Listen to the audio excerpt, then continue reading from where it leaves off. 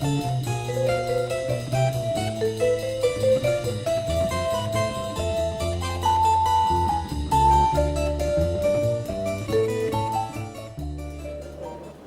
antecessor de Alberto foi o nosso saudoso confrade Carlos Madeira.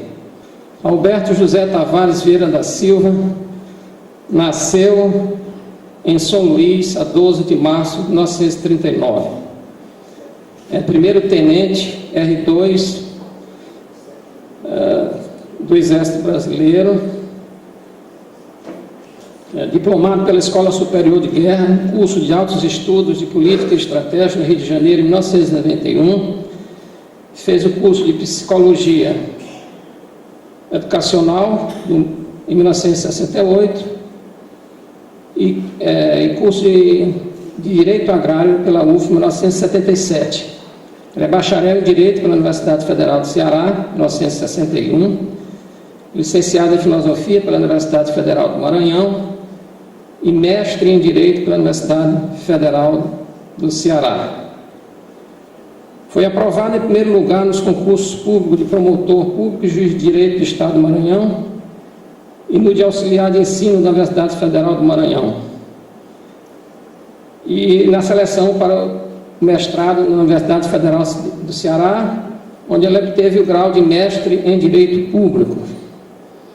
Entre as funções exercidas, as funções públicas exercidas, podemos mencionar promotor, secretário para assuntos do governo do Estado do Maranhão, presidente do Conselho Penitenciário do Maranhão, ouvidor das Polícias Federal e Rodoviária Federal, Ministério da Justiça, juiz federal, serviu nos estados do Maranhão, Acre, Piauí, Ceará e Sergipe, e no então território federal do Amapá. Integrou o Tribunal Regional Eleitoral do Maranhão, Acre, Amapá, Sergipe, Ceará e Piauí. Foi fundador e presidente do Tribunal Regional Federal da Primeira Região e fundou também as seções judiciárias da Justiça Federal nesses mesmos estados. Professor do Corpo Permanente da Escola Superior de Magistratura do Maranhão, professor e diretor da Escola Superior de Advocacia do Maranhão, diretor cultural da Associação Brasileira de Direito Penal e Criminologia, membro da Comissão de Reforma Penal. O Alberto foi professor do Corpo Permanente da Escola Superior da Magistratura do Maranhão e da Escola Superior de Advocacia do Maranhão. A bibliografia de Alberto consta de mais de 50 trabalhos jurídicos publicados em revistas especializadas, apresentados em semanas, simpósios, jornadas, congressos e eventos afins, exemplo de aplicação da lei penal, o salário e as doutrinas econômicas, eutanásia, a vitimologia e o direito penal, novos horizontes no direito penal, fatores criminógenos, a justiça, a segurança jurídica e o bem comum, sanção premial, da legitimação do poder do Estado, a pena de morte, o adolescente e as drogas e diversos outros trabalhos. E além disso, claro, Alberto é um grande conhecedor da vida e obra do Padre Vieira. E eu disse para ele disse que vinha apenas fechar a cortina dessa série de palestras, mas eu digo, usando a frase conhecida, que nós estamos fechando, de fato, com chave de ouro, esse ciclo de palestra. Então, passo a palavra ao Alberto, que falará sobre o partido.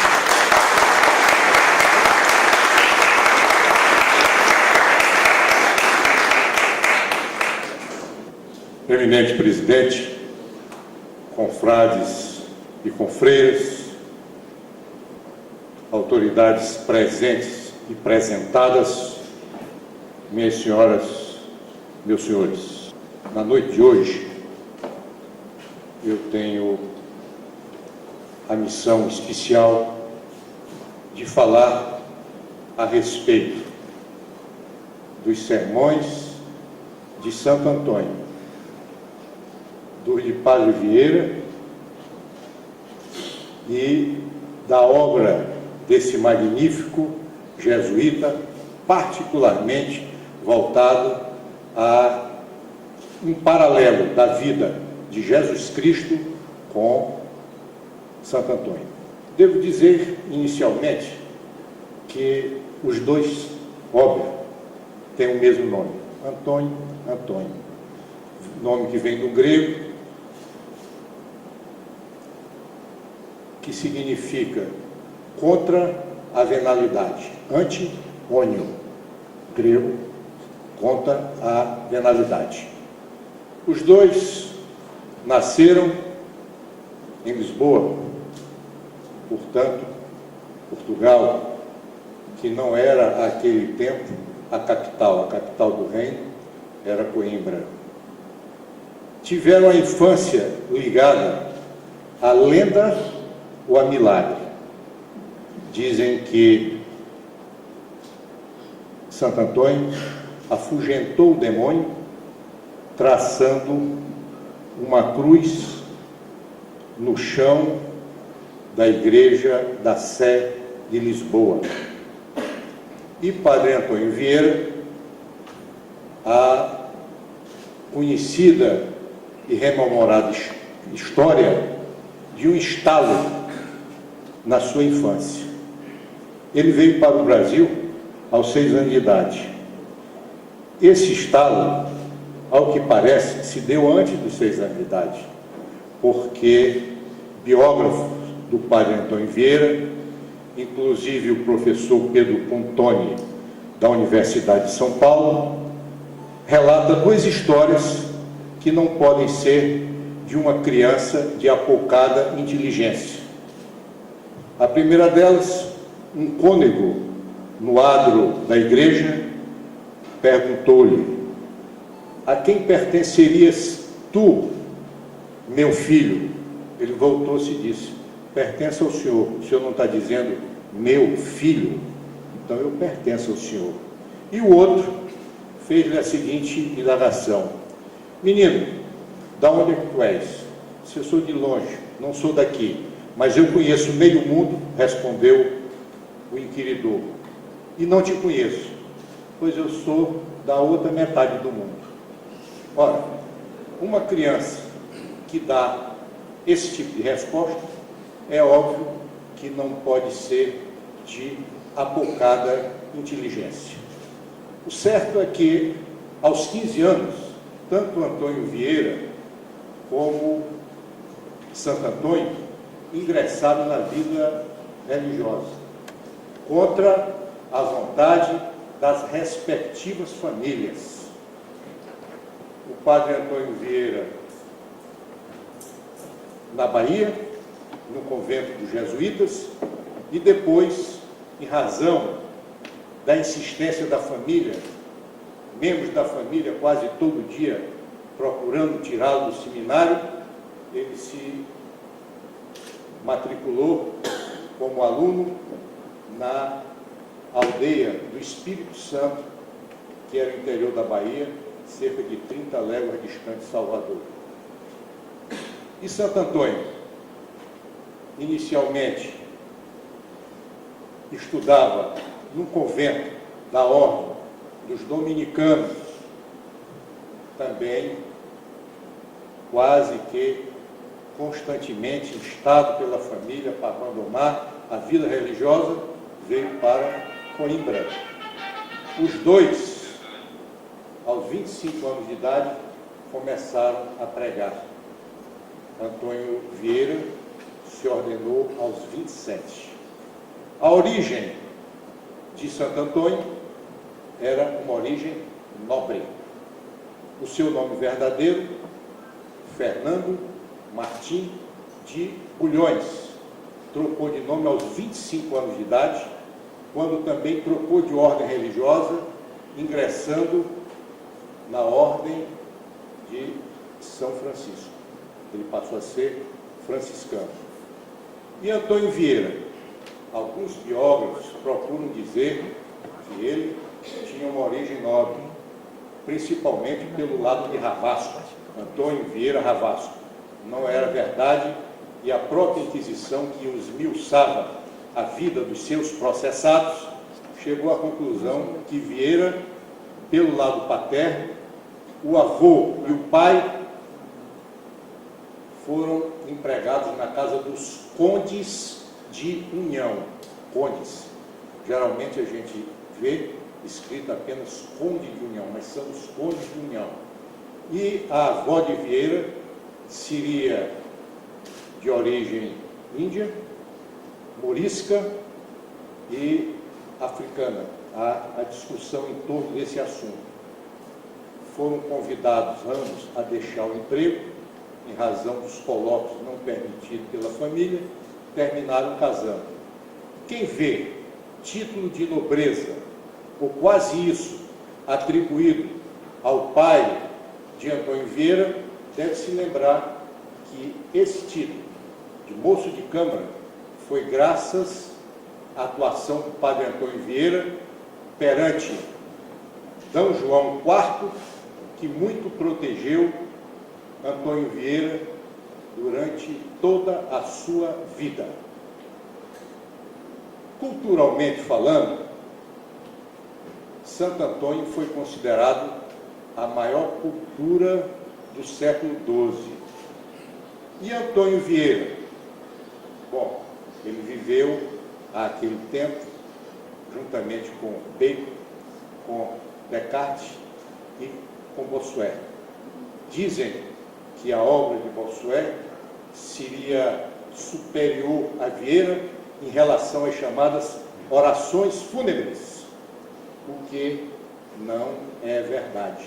Quem se der ao trabalho de ler o último volume dos sermões do padre Antônio Vieira, num total de 211 sermões, vai encontrar uma série de orações fúnebres. A primeira, com a morte de D. João IV. A segunda, a morte do infante D. Fernando. A terceira, com a morte do príncipe D. Teodósio, que seria o sucessor de D. João IV. No entanto, faleceu e não pôde ser o rei de Portugal em substituição a D. João IV. Nessas duas cerimônias fúnebres de Dom Duarte e do Dom Teodósio, Antônio Vieira utiliza a seguinte expressão: ego sum dominus tuus fortis et zelotes. Eu sou o Senhor teu Deus, forte e ciumento. E Antônio Vieira, escrevendo os seus sermões, atribuiu a morte desses dois ilustres varões aos ciúmes de Deus. Morreram em razão dos ciúmes de Deus. E isto criou para ele embaraços perante a Inquisição. Agora, ciúme, vamos dizer, tomado numa acepção, talvez, de zelo amoroso, e não ciúme na concepção de inveja, porque a palavra zelo, do latim, zelos, vem do grego zelos, deu em latim zelume, ciúme, deu em espanhol celos, ciúme, celoso, ciumento, em português, ciúme, e francês, jalousie, e inglês, que é uma língua anglo-saxônica, mas que recebeu influência do latim, jealousy, terminado em Y, e no francês, jalousie, terminado em IE.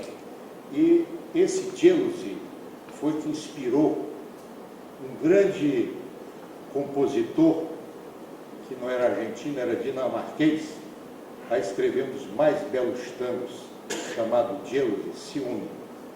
Ele morreu com 94 anos em Nova York. Mas a história do tango fica para outra oportunidade. O caso aqui é Antônio Vieira. Então, se nós observamos ainda a biografia de Antônio Vieira, notamos que ele, na condição de religioso, cumpriu os 3 votos que fez: obediência, pobreza e castidade. E o lema dos jesuítas, perinde ac cadaver. O grande santo de devoção dele era Santo Antônio de Pádua, que é o Santo Antônio de Lisboa. Então, Santo Antônio, 2 vezes santo. Santo na sua terra e santo na Itália. Quando se fala em sermão de Santo Antônio, nós estamos cometendo um equívoco. Porque, na realidade, são 9 sermões de Santo Antônio. O primeiro foi pregado no dia de Santo Antônio, na igreja de Santo Antônio, depois da cidade sofrer o cerco das tropas holandesas, que desertaram na madrugada, depois desses 40 dias de cerco. E, nessa ocasião, ele fez o sermão de Santo Antônio, dedicado não só ao santo, mas também às Forças Armadas brasileiras que expulsaram os invasores. O segundo sermão é alusivo ao fato de Santo Antônio ter deixado de morar em Portugal e se transferir finalmente para Itália. O terceiro sermão é continuação do segundo, foi só escrito por Vieira, mas ele não pregou em razão de doença. O quarto sermão, a que eu denomino de sermão antonino, foi proferido numa igreja da Itália chamada Igreja dos Portugueses. Então, nessa igreja, ele ia desagravar Santo Antônio, que lá era venerado com o nome de Santo Antonino, quer dizer, Antônio pequeno. E ele dizia que Antônio era tão grande, que quem olhasse para o altar via que ele era maior do que Jesus Cristo. E bastava ver que nos braços de Santo Antônio estava Jesus Cristo. Então, a grandiosidade, a grandeza de Santo Antônio, exaltada por Vieira nesse sermão dos Antoninos, que pedia ao final que fosse retirado o N do nome para que a sua real ou natural grandeza fosse devolvida. Tirando o N de Antonino, voltava a Antônio, porque, segundo ele, o nome merecido por Santo Antônio seria Antônio Magno. E baseado em que ele falava isso? Exatamente, São João, capítulo 14, dizendo: algum daqueles que crerem em mim fará não apenas obras iguais a minhas, mas, sobretudo, obras superiores à minha. E Santo Antônio, no dizer de Vieira, fez muitas obras superior à sua, como eu pretendo explicar daqui a pouco mais. Depois desse sermão, ele pregou na Itália, aliás, em Portugal, na Igreja das Chagas, em Lisboa, o chamado Sermão dos Impostos, contra os impostos extorsivos, que é um texto que até hoje é muito atual e devia ser observado pelos governantes. O sexto sermão foi o Sermão da Santíssima Trindade, pregado em São Luís do Maranhão. O sétimo, também pregado aqui, é o Sermão de Corpus Christi com o Santíssimo Sacramento exposto. O oitavo, que é o Sermão aos Peixes. E o nono, o sermão que enfrenta aquela parábola da mulher que tinha 10 dracmas, perdeu uma e recuperou a dracma perdida. Os 9 sermões do padre, do santo Antônio Vieira, relativos ao nosso Santo Antônio. Santo Antônio, quando ele pregou o seu célebre sermão aos peixes, ele dizia que era o melhor dos auditórios, porque os peixes escutam, mas não falam. Se fosse no dia de hoje, ele ainda ia acrescentar, e não usa o celular.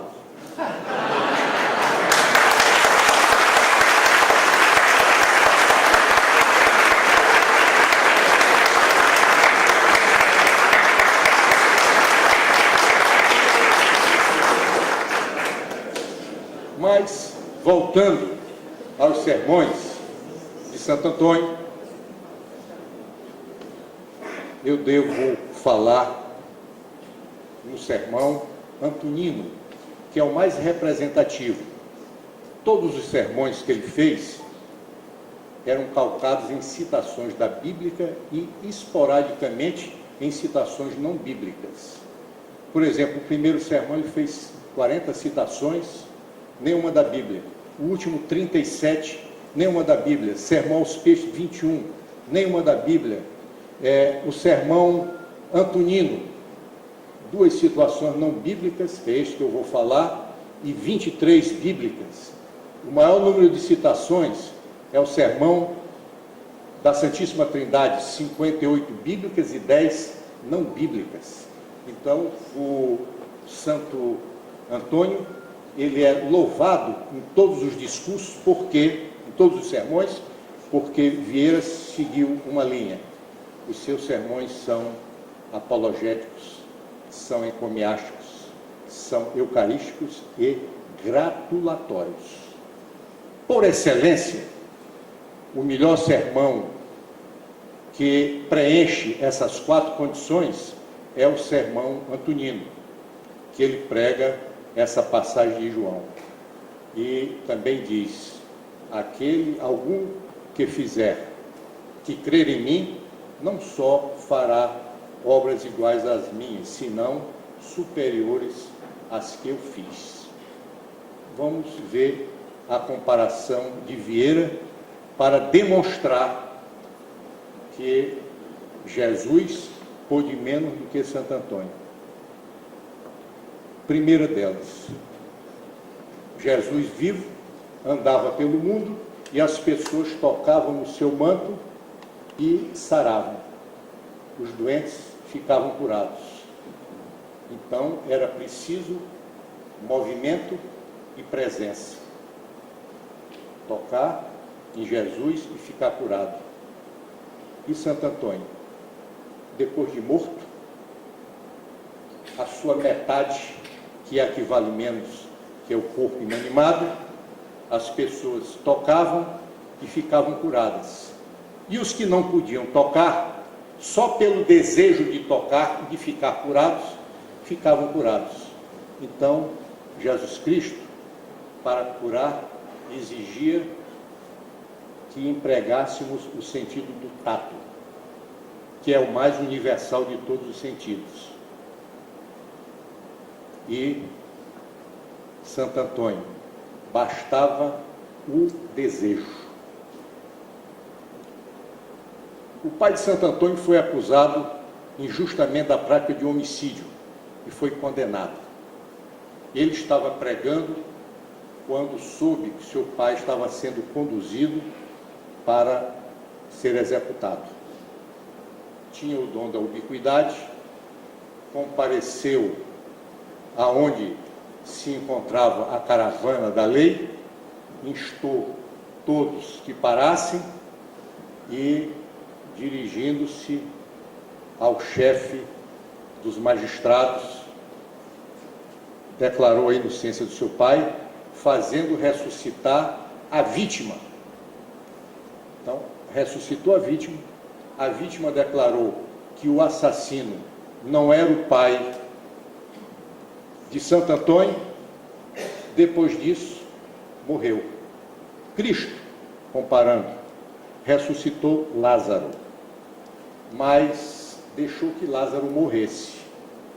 Santo Antônio não deixou que seu pai morresse e fez 3 milagres. Primeiro, ressuscitou o morto, depois impediu que seu pai perdesse a vida e se negou a declarar quem era o autor do homicídio, dizendo que ele tinha vindo para mostrar o inocente e não o culpado. Então fez 3 milagres, assegurou 3 vidas. E Cristo, durante toda a vida dele, fez apenas 3 milagres, ressuscitando pessoas. Primeiro, a filha do príncipe Jairo, que acabava de morrer, o filho da viúva de Naim e São Lázaro. Mas na ressurreição de Lázaro, ele esperou que Lázaro morresse e apodrecesse. Ele teve conhecimento da morte de Lázaro por carta que escreveram Marta e Maria. Santo Antônio teve notícia da acusação contra seu pai em razão da inspiração divina. Cristo chegou 4 dias para chegar aonde se encontrava Lázaro. E Santo Antônio diz Vieira, não tardou. Santo Antônio não tardou. E a afirmação é dele. E sendo português não tardar, já é um grande milagre.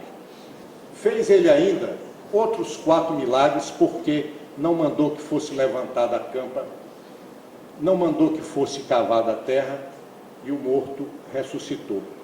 Em relação ao seu pai, ele impediu a prática do crime. Em relação que fosse acusado pela prática do crime. Em relação ao que aconteceu com São Lázaro, simplesmente Jesus Cristo o ressuscitou. Agora, eu disse que Santo Antônio ressuscitou apenas 3 pessoas. Aliás, Cristo ressuscitou 3 e Santo Antônio, de uma vez, ressuscitou 10. 10 meninos se afogaram no rio da Itália. O pai de um deles orou a Santo Antônio e Santo Antônio fez que o garoto ressuscitasse. Entraram os 10 garotos cantando e pulando na igreja, dando glórias a Deus pela ressurreição. Então, ele foi mais poderoso do que o próprio Jesus Cristo. Ressuscitou 10 de uma vez. Jesus Cristo só 3.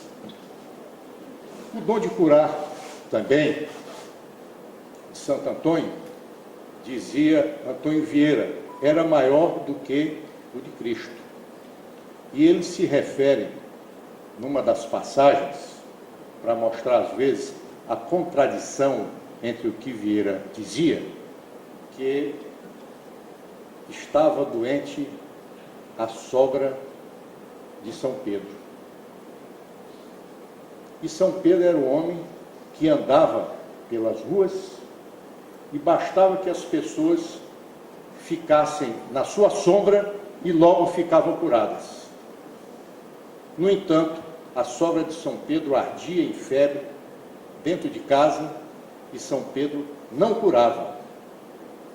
O Padre Vieira explica da seguinte maneira: é porque, nesse caso, nós estamos diante do que se chama gratis datas, ou seja, uma graça que é atribuída a uma determinada pessoa, mas ela não pode usar em favor dos de sua família. Só pode usar em razão a estranhos. E sendo ela sogra da família, ele não podia usar e ela permanecia doente. Isso ele diz nesse sermão ao Agostinho.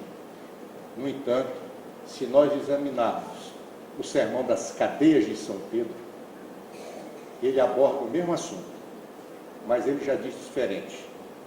Santo Antônio não curava porque ele só curava na sombra. E a sogra estava em casa e não havia sombra. E esse foi o maior milagre dele, foi não curar a sogra dentro de casa. Ele não explica aí por quê. No entanto, Jesus Cristo entrou, deu a mão à sogra e ela recuperou a saúde. Agora vejam o que vem no sermão de São Lucas, logo depois. Primeira afirmação: não cuidava da saúde da sogra só pelo fato de ser sogra. E era por motivo de economia e política que ele assim agia. Prossegue com outra afirmação.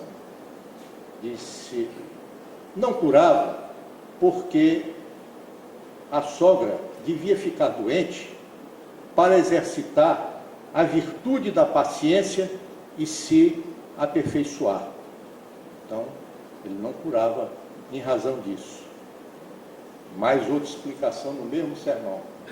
Não curava porque é melhor ter uma sogra doente num canto da casa do que uma sogra com saúde nos 4 cantos da casa, porque ela não se preocupa.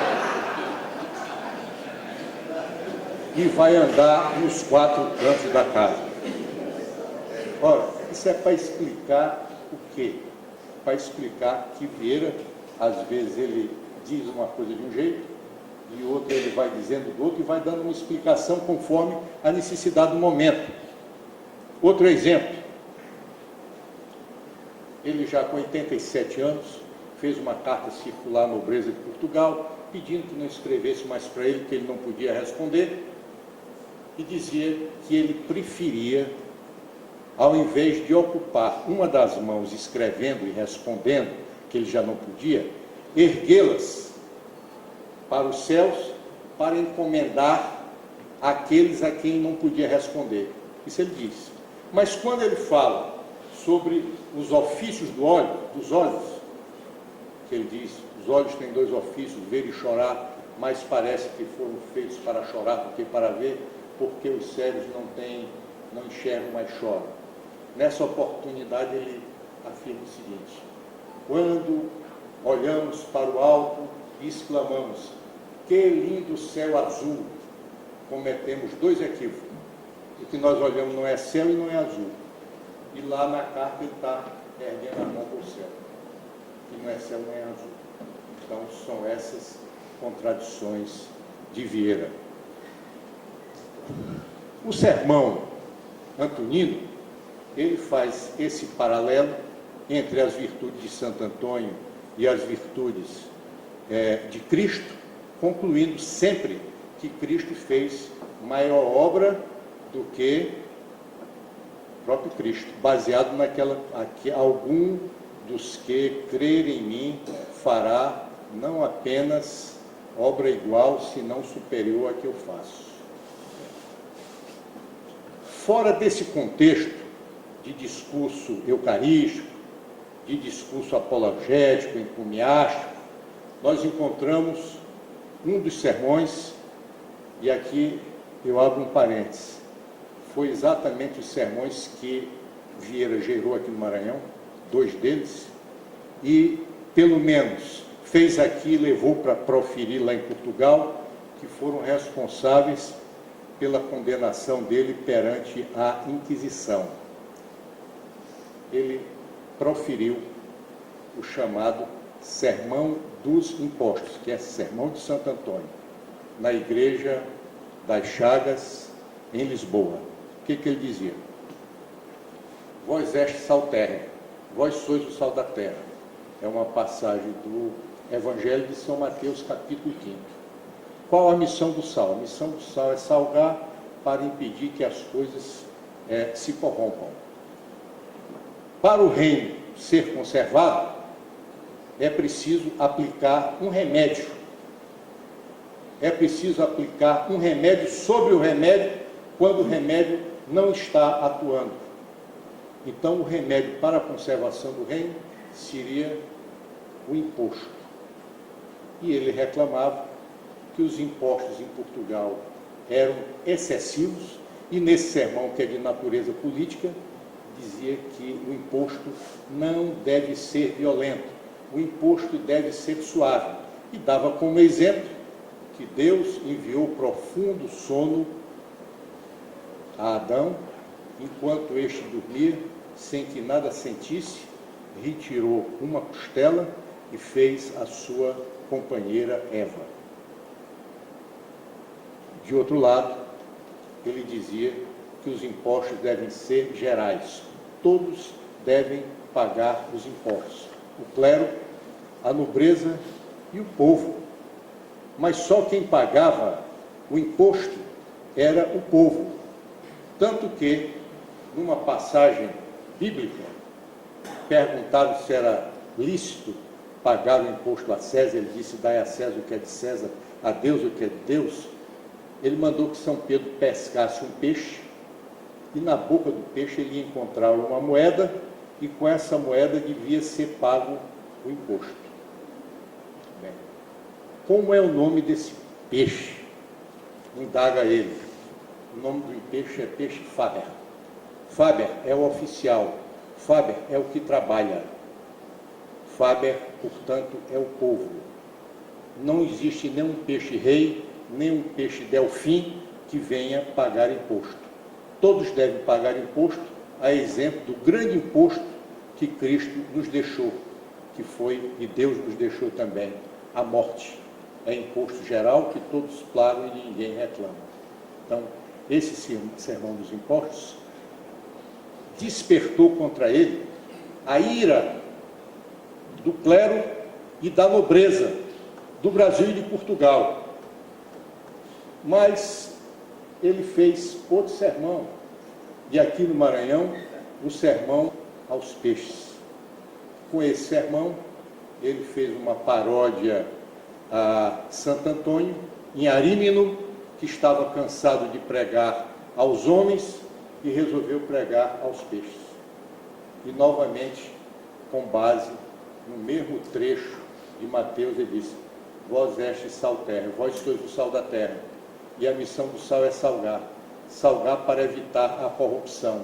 Mas como havendo tantos nesta terra que tem a missão de salgar, não salgam, ele disse: se não salgam é porque ou as pessoas não se deixam salgar, ou a doutrina da igreja pregada também não serve para salgar.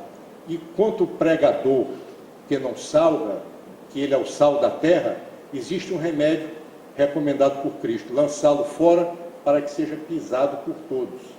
Mas o que acontece em relação à terra que não se deixa salgar? Ele explica. Jesus pregou aos judeus. Os judeus não quiseram ouvir a palavra de Cristo. Ele disse: quem é de Deus, ouve a palavra de Deus. Se não ouvis as palavras de Deus, não sois de Deus, sois do demônio. Quando ele acabou de dizer isso, ele quase ia sendo apedrejado e sumiu, desapareceu. Santo Antônio foi pregar em Arímino. As pessoas não quiseram ouvir a palavra. Ele se dirigiu, deixou o púlpito e se voltou para o mar. Foi pregar. E os peixes acudiram ao chamamento. Os maiores, os menores, e ele começou a indicar, em primeiro lugar, a virtude dos peixes, a obediência. Tanto que Santo Antônio chamou, todos vieram ouvir a palavra de Santo Antônio. Enquanto isso, os homens quiseram apedrejá-lo. Se os peixes não tinham o uso da razão, tinham pelo menos a razão sem uso. Em segundo lugar, os peixes eram os animais que primeiro foram criados pela natureza, antes do que o próprio homem, e fugiam do homem. E por isso mesmo, no dilúvio, foram os maiores beneficiários, porque a melhor coisa é ficar longe dos homens do que perto deles. Os outros animais se salvaram casal em casal. Casal de leão, casal de tigre, e os peixes não. Todos se salvaram reproduzidos. Por quê? Estavam longe dos homens. Citando, depois disso, as espécies de peixe, ele fala na rêmora. Ela é um peixe de um pouco mais de um palmo, que se agarra na nau das embarcações e não deixa a nau ir para o rumo que quer. Quem domina é a rêmora, domina os ventos, domina a nau. Ele disse que a rêmora da humanidade foi a língua de Santo Antônio, que pregou contra a sensualidade, pregou contra a cobiça, pregou contra a vingança e pregou contra a maldade. Depois ele fala de um peixe, que é o 4 olhos, é o nosso tralhoto, que tem 2 olhos virados diretamente para cima e 2 olhando diretamente para baixo. Os que olham para cima, para evitar as aves, que são os inimigos que vêm de cima. E os de baixo, os outros peixes que estão embaixo. Ele disse que os homens deviam ter exatamente os olhos do tralhoto. 2 para olhar de novo para os céus. E outros se lembrando de olhar para baixo, onde estava o inferno. Diz ainda que as sardinhas são os peixes mandados por Deus para alimentar os pobres, por isso elas se reproduzem com muita facilidade. Já os salmões e os solhos, porque são peixes da mesa do rico, têm pouca abundância. Agora ele diz, vou falar sobre os defeitos dos senhores peixes. Primeiro, comeis uns aos outros, e os maiores que comem os menores, o que é mais grave, porque são precisos muitos pequenos para saciar a fome dos grandes. Isso se dá exatamente nos reinos.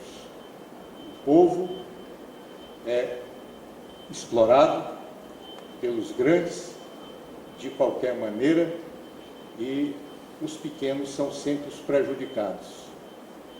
Falando sobre essa passagem,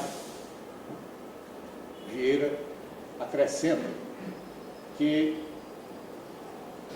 outros peixes, como o chamado tubarão, nos deixa uma lição, que ele traz pregado na costa um peixe chamado remendo. O remendo come o resto do tubarão. E o tubarão não pode se voltar para comer o remendo. Ele diz, não há governador geral que vá para o Brasil que não traga nas costas os seus remendos, que são obrigados os governadores a carregar o peso e mais matar a fome. No entanto, quando o tubarão morre, porque pegou a isca, ele morre em razão daquilo que comeu. E os remendos morrem em razão daquilo que não comeram. Os grandes, que são os tubarões, comem, e os remendos morrem pelo que não comeram. E ele fala também dos roncadores, peixes pequenos, diz, por que vós, tão pequeninos, tão frágeis, que até um aleijado com uma agulha, um alfinete retorcido e uma linha bem fina pode pegar cada um de vós? Disse, peixe que tem espada não ronca, corta. Quem ronca é quem não tem poder. O espadarte, que é um peixe poderoso, ele corta, mas não ronca. E o roncar,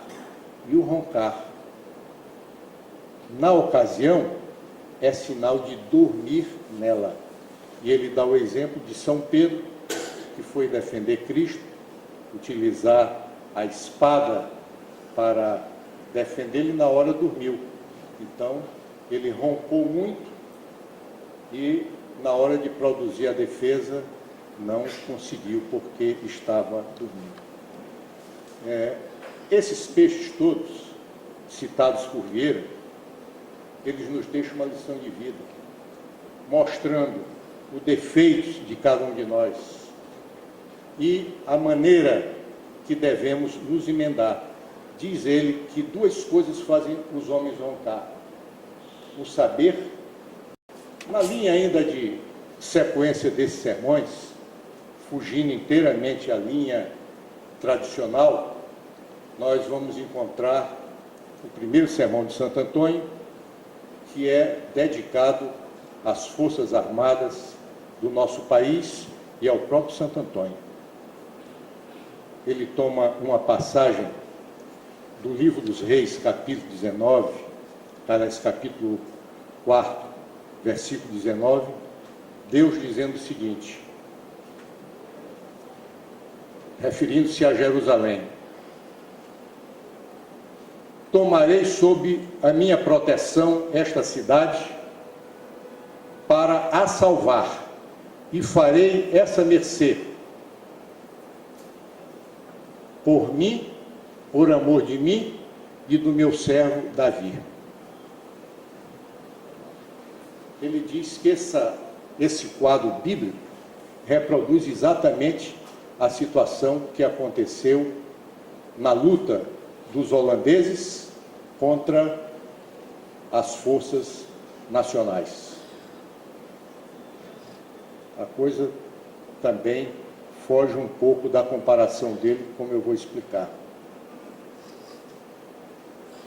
40 dias e 40 noites de cerco na Bahia, e as tropas holandesas, afinal, saíram cabisbaixas, embarcaram e voltaram para a Holanda.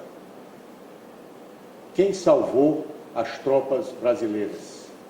Diz, Deus, na pessoa de Jesus Cristo, salvou, porque Bahia de São Salvador, e sendo a Bahia de São Salvador, caberia ao Salvador salvá-la. Mas ele salvou para si, não salvou para mais ninguém. Quem salvou foi o Salvador egoisticamente para si. Mas ela é Bahia de todos os santos, e sendo de todos os santos deveriam salvá-la. Mas só um santo foi salvar, foi Santo Antônio, porque ele preenchia, diz Vieira, todas as condições dos demais santos da hierarquia da igreja: patriarcas, profetas, apóstolos, mártires, confessores, virgens. Ele era tudo. E sendo ele o santo que reunia todos os santos, coube a ele salvar a Bahia, que era Bahia de todos os santos. No combate que então se deu, as tropas portuguesas não contaram com ninguém a não ser as próprias forças humanas, mas nesse combate da invasão de Jerusalém pelo rei assírio Senaqueribe, ele contou só numa noite com um anjo. Esse anjo, durante a noite, matou 1.850 soldados de Senaqueribe. No Brasil, nós não tivemos, naquele combate com os holandeses, essa ajuda extraordinária, essa ajuda sobrenatural. Então, esse sermão, ele demonstra também, o padre Antônio Vieira, o seu grande conhecimento da arte militar. Ele diz, por exemplo, que Jesus Cristo foi o muro, e ele foi o antimural. E todos os termos empregados nesse sermão dizem respeito à arte bélica daquele tempo, porque são termos da chamada organização do terreno, as fortificações, as edificações que hoje nós conhecemos com o nome de cavalo de frisas, abatizes, ouriços e minas e outras coisas do gênero empregadas na arte militar. O segundo sermão de Santo Antônio fala da saída dele para Itália. Primeiro, para enfrentar a fúria dos mouros e, finalmente, para morrer na Itália. Ele dizia assim: para ser grande é preciso sair. E Santo Antônio deixou Portugal e foi morar fora de sua pátria.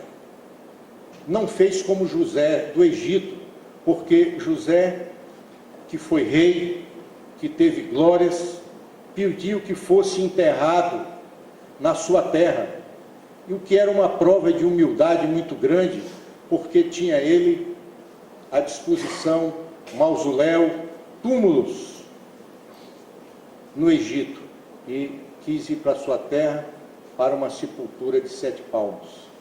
Nós pegarmos outro sermão do padre Antônio Vieira, nós sabemos ele dizendo que no Egito o estrangeiro era enterrado em pé.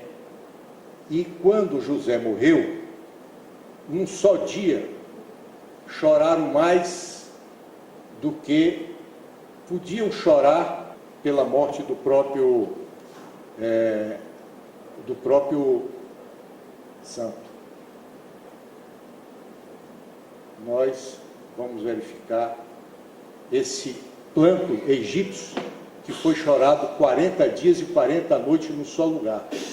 Mas quando José morreu, ninguém chorou nem um dia, porque o pranto que foi chorado 40 dias e 40 noites foi pelo pai de José, que era rei. E quando morreu José, rei do Egito, ninguém chorou por ele, mostrando que o interesse de chorar é pelas pessoas vivas e não pelas que morrem. E ele cita um trecho do enterro do filho da viúva de Naim, que era uma viúva rica, e diz: prestai atenção, como diz o Evangelho, Ibanti, com Ila, iam com ela que ficava, não iam com ele que se ia.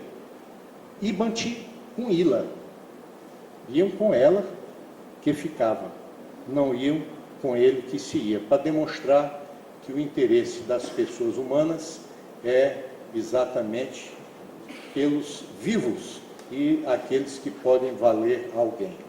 Mas esse sermão dos impostos, o sermão aos peixes, levaram juntamente com o sermão do semeador, que é o sermão da 60ª, Vieira aos bancos da Inquisição. Ele veio para o Maranhão em 1652, volta para Portugal, em 1655, pronuncia o sermão da 60ª, dizendo que, como devia ser o sermão, o estilo do sermão, devia considerar, em primeiro lugar, o orador, e nele as suas virtudes, o exemplo que ele dava. Segundo, a ciência que ele tinha, devia pregar com a sua ciência e não com a ciência alheia. Depois, a matéria do sermão, a matéria devia ser única e não pregar no mesmo sermão várias matérias. A voz devia ser firme como um trovão dos céus para fazer tremer o universo. E, finalmente, o estilo. Falando do estilo de sermão, ele bateu com grande sarcasmo na pessoa dos dominicanos, que eram gongóricos. Disse que o sermão devia ser claro, que os sermões do clero dominicano que se encontrava na corte eram sermões obscuros, e esse foi o fato que gerou a grande raiva, a grande repulsa dos dominicanos, que, em peso, vieram aos púlpitos, quase que no dia imediato, e fulminaram o discurso de Antônio Vieira. Essa chamada à Inquisição tinha, no entanto, um pano de fundo que não aparece claramente. Foi a pregação dele em favor dos judeus, pedindo que fossem criadas sinagogas em Portugal, que os judeus pudessem se expressar livremente, que eles não fossem expulsos de Portugal e viessem novamente para morar nas terras portuguesas, evitando o empobrecimento da nação. Pediu ainda que nos processos da Inquisição fossem colocadas as chamadas abertas e publicadas. O que é isso de abertas e publicadas? É que na Inquisição o cidadão era acusado, não sabia qual a acusação, nem quem estava acusando a ele. Ele tinha de adivinhar. Se não adivinhasse, era considerado diminuto, ou seja, sonegador da verdade. E aí supliciado no potro, no polé, até, enfim, ser queimado vivo na fogueira. Santo Antônio, Padre Antônio Vieira, foi recolhido aos cárceres da Inquisição esteve à disposição durante 4 anos e meio. Durante 2 anos e 6 meses, 3 meses, ficou incomunicável. Só recebeu um breviário, depois recebeu a Bíblia. O cárcere era de 15 palmos por 12 palmos. De 8 em 8 dias ele recebia um cântaro de água e um cântaro também para colocar as fezes. Às vezes, nesse mesmo cárcere, se colocavam 5 pessoas, e dentro de 2 anos e 3 meses de incomunicabilidade, que ele escreveu a defesa dele, sem contar com nenhum livro, com nenhuma ajuda e na luz de candeia, porque durante o dia não entrava luz no cárcere em que se encontrava Antônio Vieira. Simplesmente no corredor, cerca de 12 palmos de altura, uma fresta de 3 palmos por 1 palmo, aonde entrava a luz. E toda vez que ele se sentasse, ele não conseguia ver a luz. E teve de produzir a defesa, dizendo que simplesmente todas aquelas acusações que ele não sabia a rigor quais eram, e saiu fazendo defesa de todo lado, eram devidas à malícia, à ignorância e, sobretudo, à inveja. Ele teve a má sorte, porque foi processado pela Inquisição no reinado de D. Afonso VI, que era filho de D. João IV e o sucedeu. D. Afonso VI era hemiplégico, considerado um débil mental. Um débil mental é um oligofrênico que tem uma idade correspondente a uma criança de 12 anos apenas.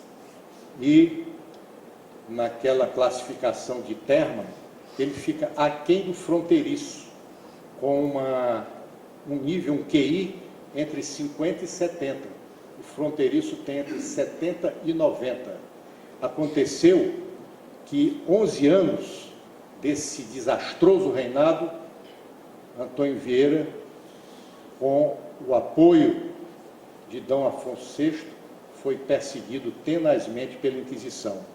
A sua situação mudou quando o rei D. Pedro II destronou Afonso VI, era o irmão dele, e dizem alguns livros, dando a entender que seria um processo violento. Ficou com a mulher, com a cunhada para si. No entanto, esse fato, ele é bem explicado em pouquíssimas palavras pelo nosso confrade Nilson Coutinho, no seu último livro de história, que ele fala sobre os juízes do tempo da nossa colônia, aqui, juízes de fora e ouvidores gerais.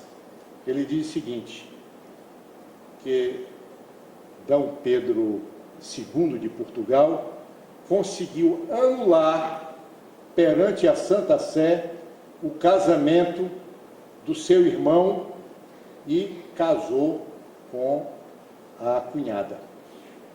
Desse consórcio veio o príncipe D. João, que morreu, e na cerimônia fúnebre, Antônio Vieira faz um discurso, dizendo que D. João morreu de mal olhado de Deus. Deus colocou mal olhado porque os olhos de Deus dão olhado, diz ele. Ele morreu de mal olhado de Deus.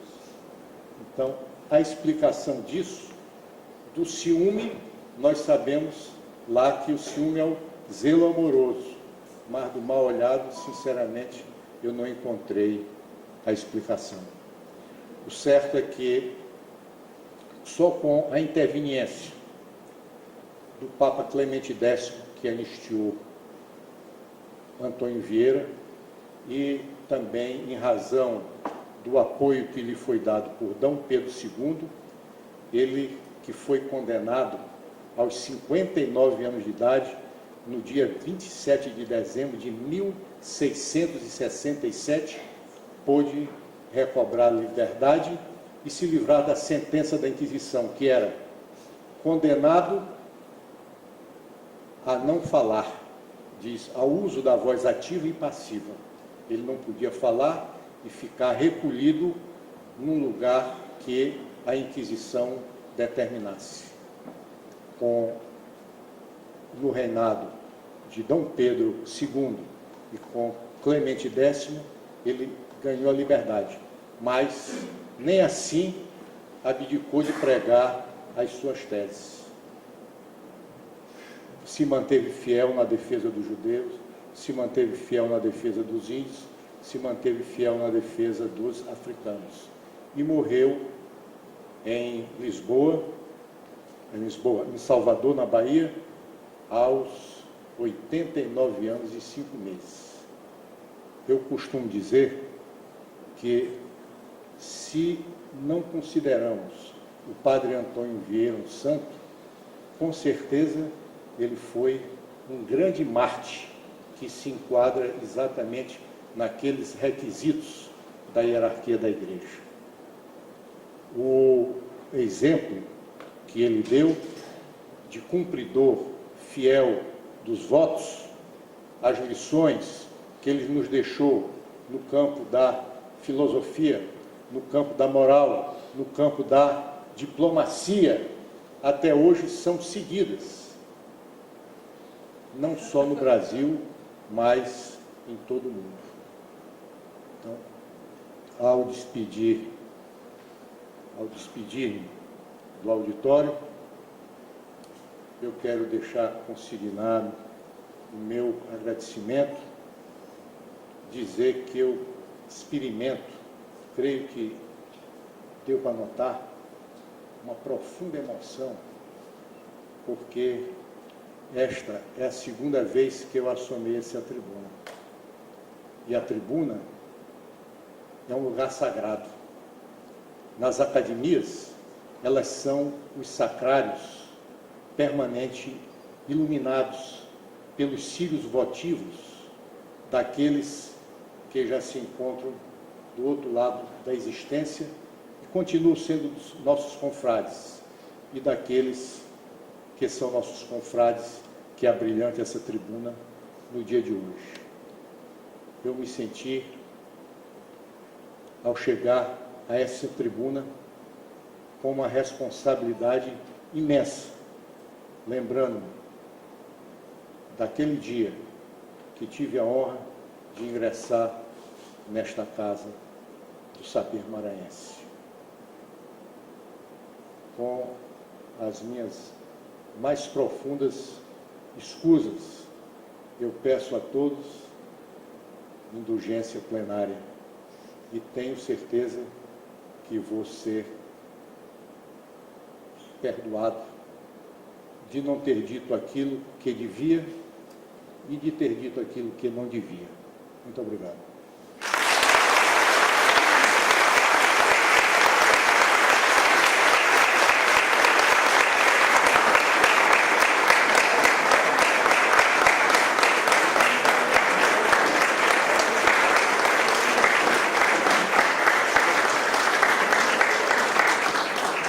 Eu gostaria de agradecer, então, a palestra do nosso confrade Alberto Tavares, agradecer a presença de todos e comunicar que na próxima terça-feira nós teremos aqui na academia o lançamento de 2 livros. Um, do nosso confrade José Chagas, cujo título, o livro tem o título Portugal, e o outro é do nosso confrade Valdemiro Viana, que estará lançando o livro Passarela do Centenário. Então, muito obrigado a todos por a presença na próxima terça-feira. Muito obrigado.